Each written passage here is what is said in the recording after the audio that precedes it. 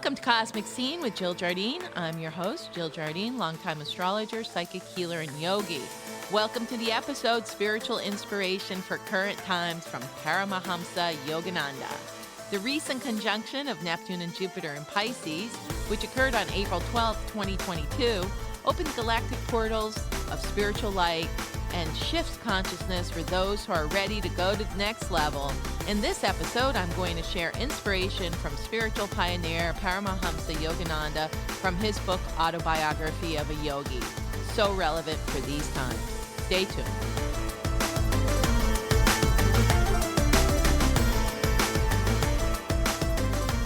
Welcome to the episode on Paramahamsa Yogananda's inspiring spiritual information from Autobiography of a Yogi, his pivotal spiritual book.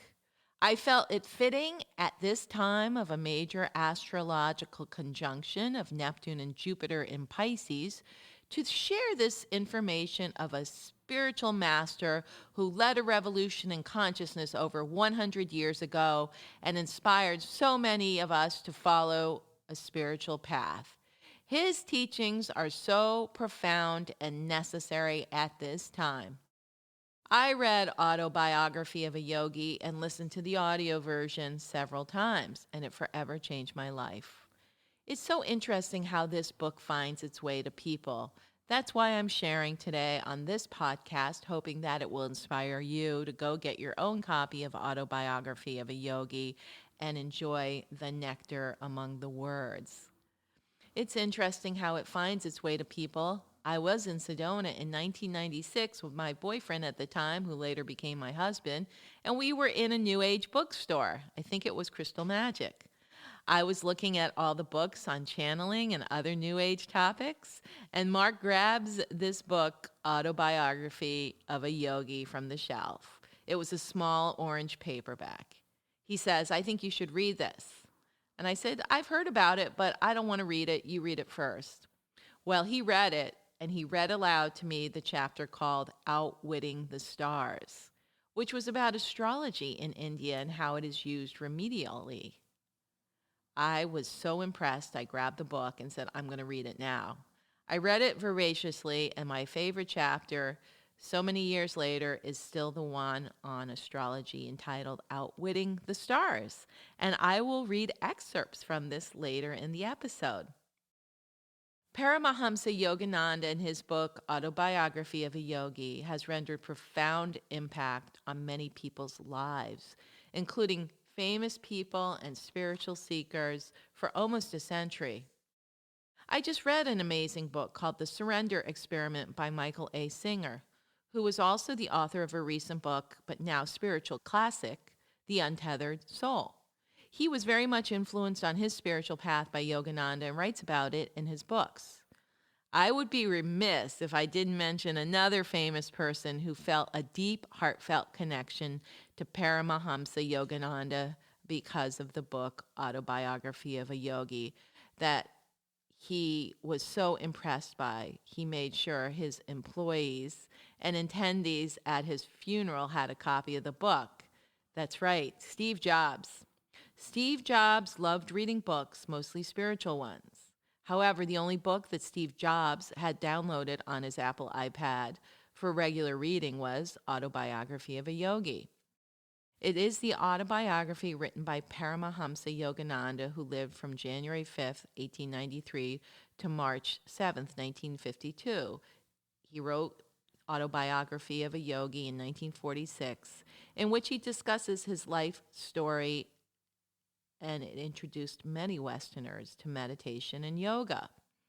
The book describes Yogananda's search for a guru and his encounters with leading spiritual figures such as Therese Newman, the Hindu saint Sri Anandamayama, Mohandas Gandhi, Rabindranath Tagore, Nobel Prize-winning physicist Sir C.V. Raman, and noted American plant scientist Luther Burbank.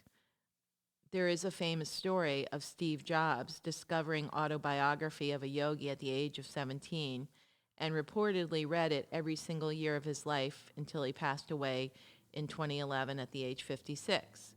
So that's nearly 40 times. Not only that, but he gifted it to every single person who came to his funeral services. Paramahamsa Yogananda was an Indian saint who was born in 1893 and died March 1952. He was labeled a Prema avatar, or incarnation of love. Prema, Prema, is the Sanskrit word for love. He's best known for his pivotal book, The Autobiography of a Yogi, which was published in 1946 and hailed as one of the most important spiritual books of modern times. He began the organization SRF, Self-Realization Fellowship, in 1920. Self-Realization Fellowship is a worldwide spiritual organization legally incorporated as a nonprofit religious organization to serve as Yogananda's instrument for the preservation and worldwide dissemination of his writings and teachings, including a yogic tradition that he taught called Kriya Yoga. Self-Realization Fellowship continues to disseminate Paramahamsa Yogananda's teachings following his stated aims and ideals. And so at the end of his monumentally spiritually activating book, Autobiography of a Yogi, there is an excerpt that was written. It's called Paramahamsa Yogananda, a Yogi in Life and Death. This is a fascinating story. And I quote it. Paramahamsa Yogananda entered Mahasamadhi, a yogi's final conscious exit from the body, in Los Angeles, California, on March 7, 1952, after concluding his speech at a banquet held in honor of H.E.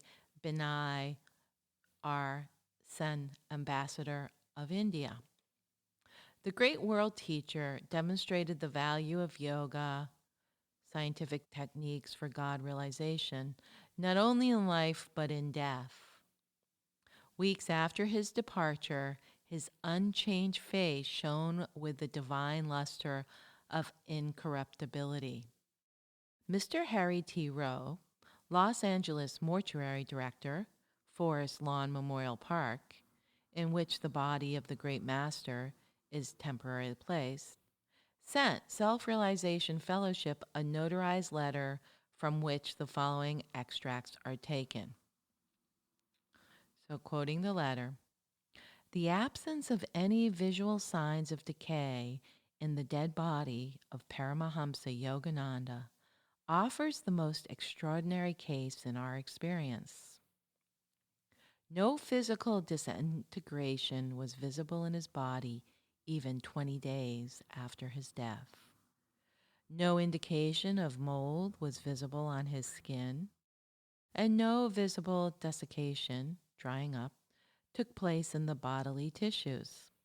This state of perfect preservation of a body is, so far as we know from mortuary annals, an unparalleled one. At the time of receiving Yogananda's body, the mortuary personnel expected to observe through the glass lid of the casket the usual progressive signs of bodily decay.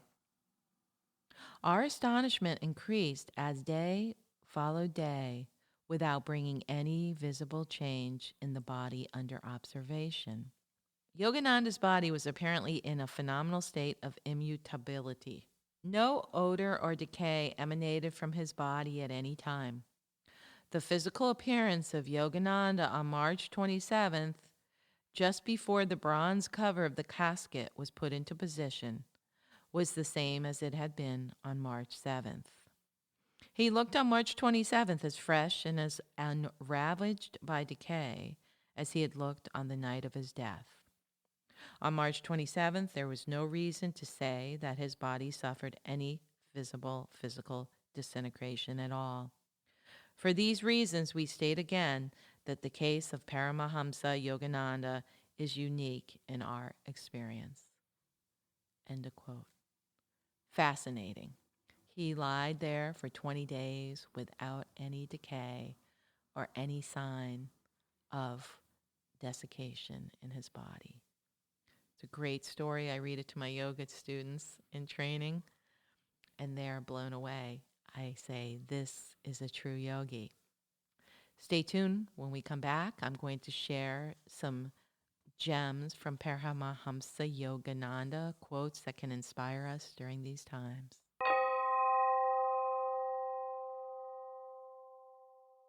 Here's some inspiring quotes from Autobiography of a Yogi by Paramahamsa Yogananda.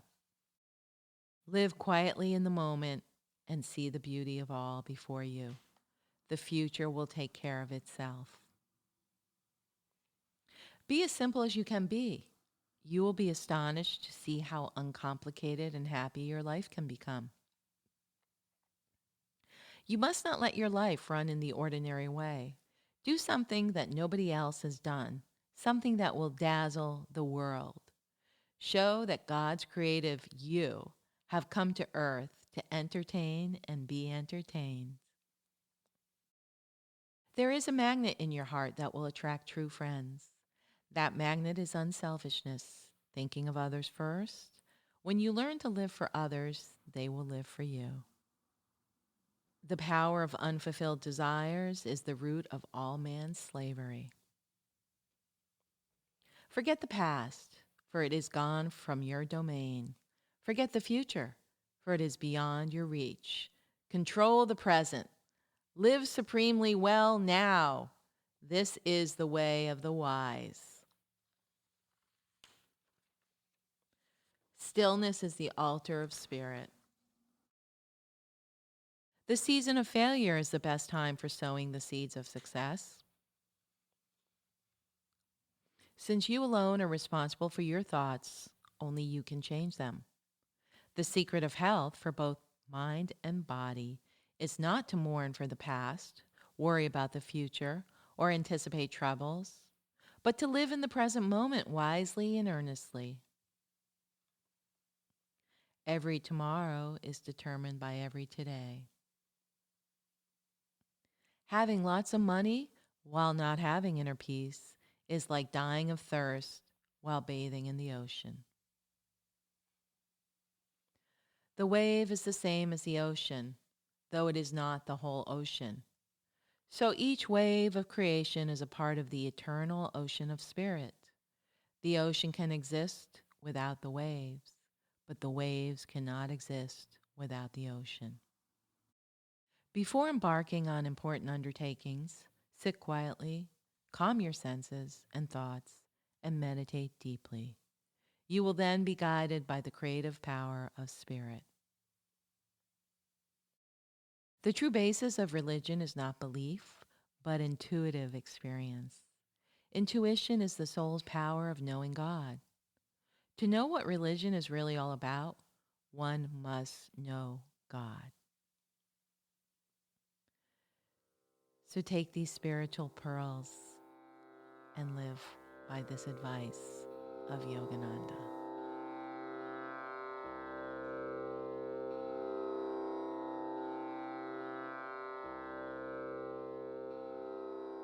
Welcome to the part of the episode when I read from my favorite chapter, Outwitting the Stars, in the book Autobiography of a Yogi, in which Paramahamsa Yogananda is with his guru, Sri Yukeshwar, and his guru tells him about astrology and remedies.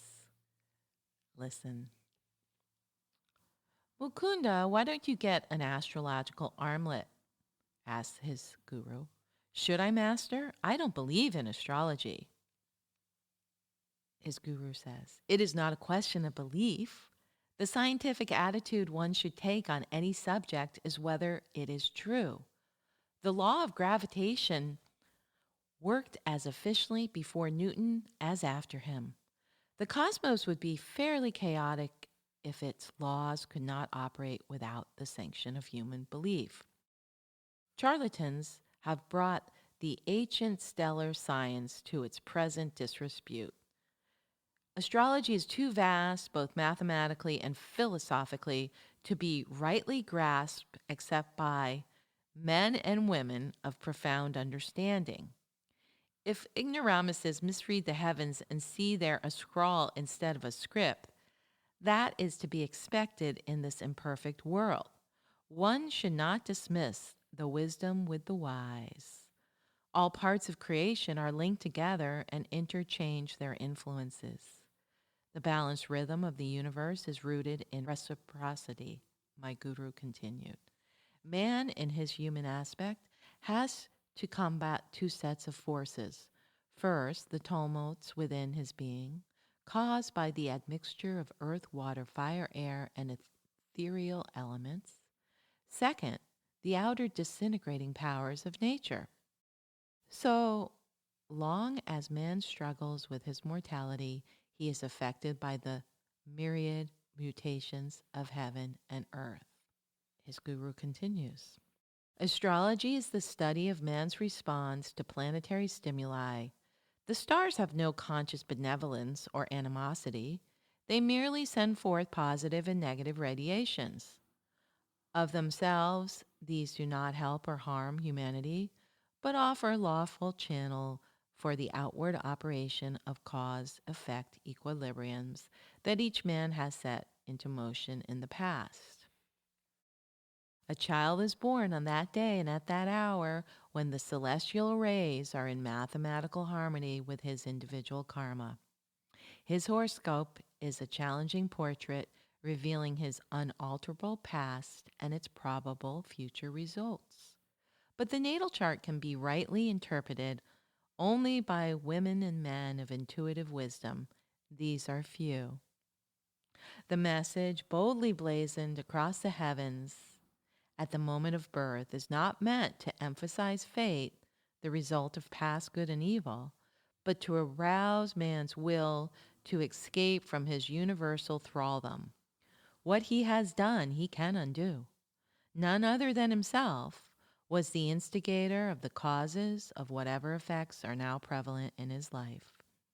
He can overcome any limitation because he created it by his own actions in the first place, and because he possesses spiritual resources that are not subject to planetary pressure. Superstitious awe of astrology makes one an automaton, slavishly dependent on mechanical guidance. The wise man defeats his planets, which is to say his past, by transferring his allegiance from the creation to the Creator. The more he realizes his unity with spirit, the less he can be dominated by matter. The soul is ever free. It is deathless because birthless. It cannot be regimented by stars. Man is a soul and has a body. When he properly places his sense of identity, he leaves behind all compulsive patterns. So long as he remains confused in his ordinary state of spiritual amnesia, he will know the subtle fetters of environmental law. God is harmony. The devotee who attunes himself will never perform any action amiss. His activities will be correctly and naturally timed to accord with astrological law. After deep prayer and meditation, he is in touch with his divine consciousness. There is no greater power than that inward protection. Yogananda asks, "Then, dear master, why do you want me to wear an astrological bangle?" I ventured this question after a long silence. I had tried to assimilate Sri Yukatra's noble exposition, which contained thoughts very new to me. It is only when a traveler has reached his goal that he is justified in discarding his maps. During the journey, he takes advantage of any convenient shortcut. The ancient rishis discovered many ways to curtail the period of man's exile and delusion. There are certainly mechanical features in the law of karma that can be skillfully adjusted by the fingers of wisdom. All human ills arise from some transgression of universal law. The scriptures point out that man must satisfy the laws of nature, while not discrediting the divine omnipotence. He should say, "Lord, I trust in thee, and know thou canst help me, but I too will do my best to undo any wrong I have done. By a number of means, by prayer, by willpower, by yoga meditation, by consultation with saints, By use of astrological bangles, the adverse effects of past wrongs can be minimized or nullified. Just as a house may be fitted with a copper rod to absorb the shock of lightning, so the bodily temple can be protected in certain ways. Electrical and magnetic radiations are ceaselessly circulating in the universe. They affect man's body for good and ill. Ages ago, our rishis pondered the problem of combating the adverse effects of subtle cosmic influences. The sages discovered that pure metals emit an astral light which is powerfully counteractive to negative poles of the planets. Certain plant combinations were also found to be helpful. Most effective of all are faultless jewels of not less than 2 carats. The practical preventive uses of astrology have seldom been seriously studied outside of India. One little known fact is that proper jewels, metals, and plant preparations are valueless unless the required weight is secured and unless the remedial agent is worn next to the skin. Sir, of course I shall take your advice and get a bangle. I am intrigued at the thought of outwitting a planet. For general purposes, I counsel the use of an armlet made of gold, silver, and copper. But for a specific purpose, I want you to get one of silver and lead. Sri Yukteswar added careful directions. Guruji, what specific purpose do you mean? The stars are about to take an unfriendly interest in you, Mukunda. Fear not, you shall be protected. In about a month, your liver will cause you much trouble. The illness is scheduled to last for 6 months, but your use of an astrological armlet will shorten that period to 24 days. I sought out a jeweler the next day and was soon wearing the bangle. My health was excellent. Master's prediction slipped from my mind. I left Serampore to visit Benares.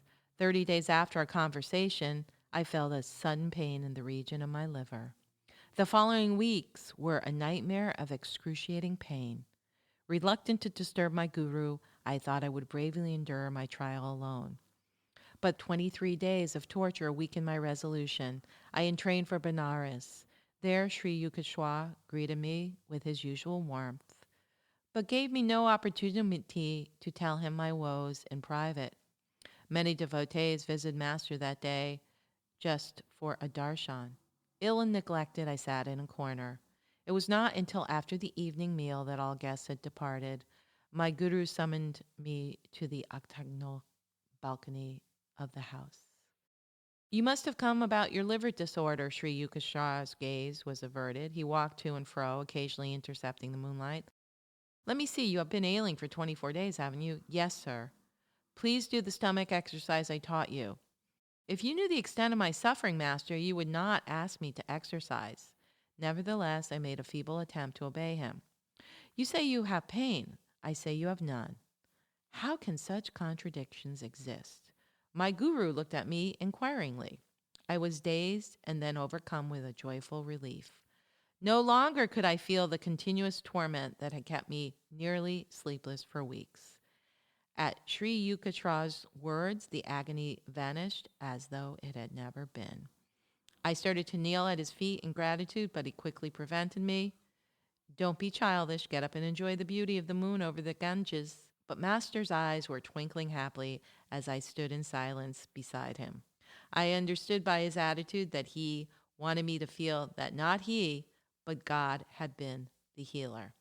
I wear even now the heavy silver and lead bangle, a memento of that day, long past, ever cherished, when I found anew that I was living with a personage indeed superhuman. On a later occasion, when I brought my friends to Sri Yukteswar for healing, he invariably recommended jewels in the bangle, extolling their use as an act of astrological wisdom. Thus, an excerpt from Outwitting the Stars by Paramahamsa Yogananda, with his master Sri Yukteswar explaining astrology and astrological remedies.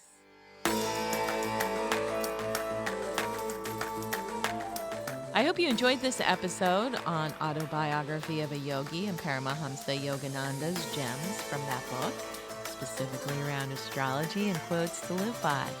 Make sure you subscribe, download, share, and give us a 5-star review. This is Cosmic Scene with Jill Jardine signing out, sending healing cosmic rays through the quantum field.